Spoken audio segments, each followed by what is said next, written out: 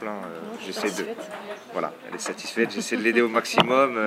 Non, j'essaie de c'est vrai que comparé à nos parents, c'est ça a sûr. changé. Même si les tâches ménagères, les courses, etc., c'est un peu plus associé aux femmes. Oui. Enfin bon, ça c'est ce que tu dis quoi. Mais Moi je trouve que quand on aime son mari, eh bien, on a plaisir à lui repasser sa chemise. Enfin bon, moi je suis de la vieille génération. J'aimerais bien passer autant de temps que ma femme elle passe avec mes enfants aussi. Il n'y a pas de raison que les enfants soient plus avec leur mère qu'avec leur père. Une égalité professionnelle homme-femme, mêmes études, même cursus. C'est toujours stéréotypé. Quand on fait un bac pro coiffure, on voit plutôt les femmes, alors que les bacs pro sécurité, par exemple, c'est plus les hommes. Il y a énormément de femmes couvreurs, charpentières, zingueurs. J'en connais 3 ou 4, hein, ça se passe très bien. Il y a 30 ans en arrière, je voulais m'installer. On m'a dit que c'était pas possible, qu'il fallait que je me marie avec un agriculteur. Quoi, je veux dire, il n'y a aucune raison qu'une femme ne soit pas chef d'entreprise et il n'y a aucune raison qu'une femme ne puisse pas s'installer en agriculture. dans le domaine du travail, en fait, je trouve que les femmes sont peut-être plus victimes en fait, du harcèlement que les hommes. Si vous couchiez, vous avez des avancements. Si vous ne couchiez pas, vous n'aviez pas d'avancement. Il y a des lois, pourquoi on ne les applique pas? La rémunération, pourquoi on ne la met pas au même niveau? Pourquoi les patronats ne mettent pas ça en place de suite? Il n'y a pas à se poser de questions. Même au gouvernement, vous n'avez pas il n'y a pas d'égalité entre hommes et femmes. Le partage des tâches dans le foyer permettrait que les femmes s'engagent en politique. Davantage. C'est vrai que sur un certain nombre de responsabilités, pour les femmes, c'est encore plus compliqué de prendre leur place. On leur demande parfois de démontrer encore plus que les hommes qu'elles sont capables. Ça peut être lors d'une réunion, vous prenez la parole et la personne en question ne vous regarde pas. Ou vous arrivez et vous avez une réflexion sur la robe que vous portez. Quand un homme arrive, on ne va pas lui faire une réflexion sur sa cravate.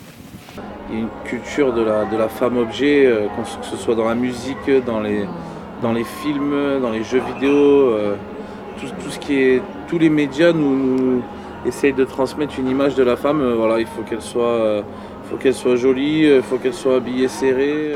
Au collège, elle ne peut pas s'habiller comme elle voudrait, sous prétexte que le regard des autres est quand même très important. J'en ai mis une fois et ce qu'on m'a fait, c'est qu'on m'a soulevé ma jupe.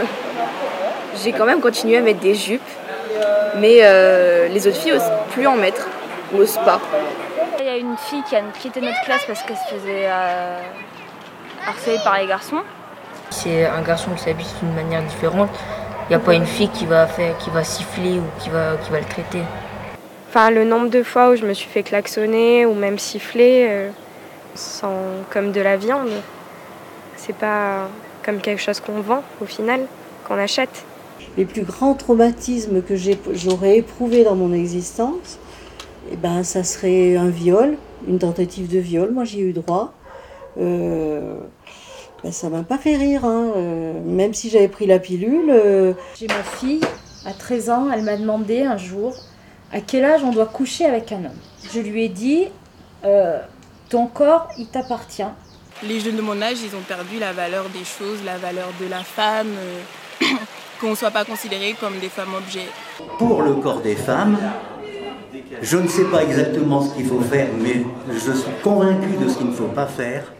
C'est surtout pas le cacher.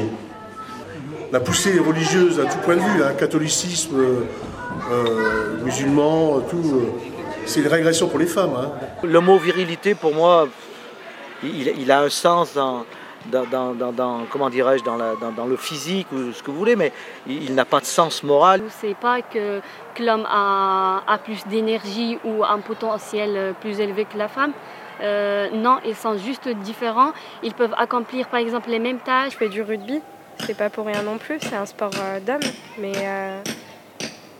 c'est aussi un sport de femmes. Ma fille est assez revendicative d'ailleurs sur la position des femmes. Il y a un gars qui lui a fait une réflexion, qui l'a abordé en lui disant « T'es un garçon manqué ». Ça veut dire quoi, garçon manqué? Parce que je fais des trucs qui devraient être pour les garçons. Non, dis-moi que je suis une fille réussie. Je pense que les militantes féministes doivent descendre dans les cités. On commence à libérer la femme. Qui commence à libérer la femme? C'est la femme elle-même. Je me pose beaucoup de questions parce que est-ce que vraiment il faut qu'on aille dans la bataille? Ou alors est-ce qu'il faut, dans la vie de tous les jours, faire de l'éducation populaire en sorte et que ça se fasse naturellement? Ma mère, c'est une femme de mai 68 et voilà, qui qui malgré l'éducation, ben, t'es une fille, t'es faite pour être à la maison et avoir des enfants. Malgré ça, reste libre dans ta tête. Donc moi, ben, je veux que ça aille plus loin que dans la tête. Et la lutte, c'est qu'on puisse finalement reconnaître l'égalité des femmes et des hommes, quoi. Si on intervient avec des associations, des interviews, si on parle de plus en plus avec des voix plus élevées sur l'inégalité entre l'homme et la femme, je crois que ça peut se résoudre. Il y a du boulot. Il y a du boulot.